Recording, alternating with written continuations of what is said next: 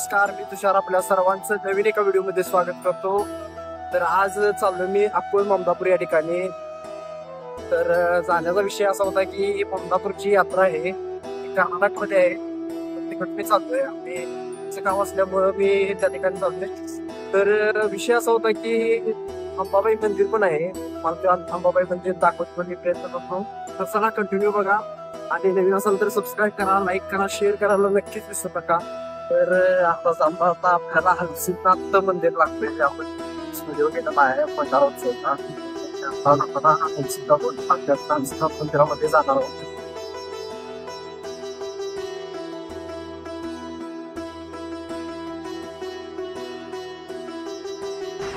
मी जिथं उभा आहे तो आहे NH4 हायवे, म्हणजे आता जवळपास मी कर्नाटकमध्ये आहे।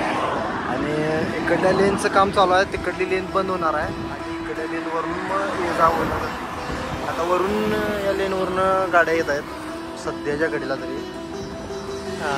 तर प्रगतीपथावरती हे काम चालू आहे, आपण बघू शकताय। तर चला आपण पुढल्या प्रवासाला जाऊया। एक मस्त व्ह्यू मिळालेला म्हणून मी फोटो काढायसाठी थांबलेलो होतो, काढला। आता चला आपल्या मार्गाला लागूया।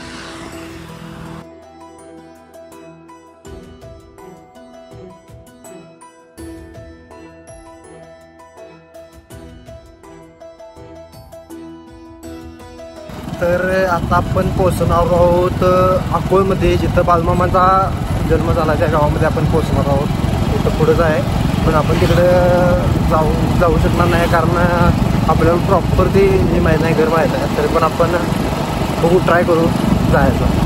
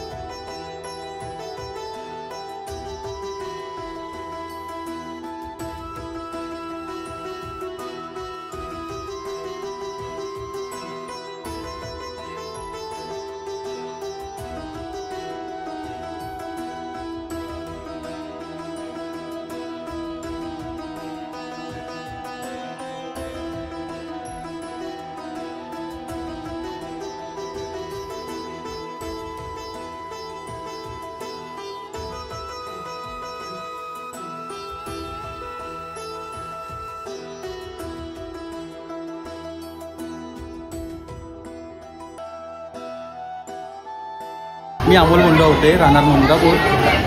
ममदापूर हे प्रतितुळजापूर म्हणून ओळखलं जातं, कारण की हे मंदिर आहे हे श्रीमंत श्री सिद्धोजी राजे उर्फ नाईक निंबाळकर सरकार यांनी स्थापन केलेलं आहे असं सांगितलं जातं। अशी आख्यायिका आहे की नाईक निंबाळकर सरकार हे नेहमी तुळजापूरच्या तुळजाभवानीचे उपासक होते, आणि त्यांना ही जगदंबा प्रसन्न झाली व त्यांना आशीर्वाद दिला की मी तुझ्यासोबत राजवाड्यामध्ये येणार।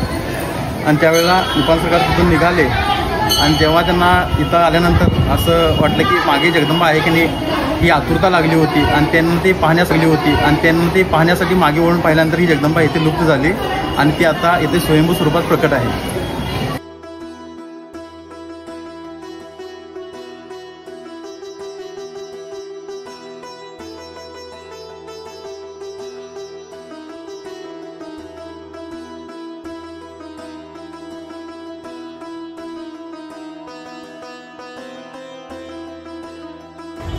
तर आता दर्शन झाले, माहिती थोडीफार आपण घेतली।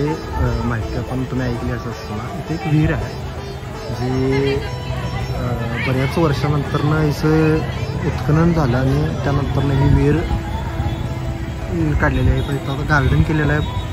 अनेक जणांना इथं मंदिरामध्ये आल्यानंतर ना एक निवांत वेळ घालवण्यासाठी हा गार्डन केलेला आहे। आता लाईट नसल्यामुळे जरासं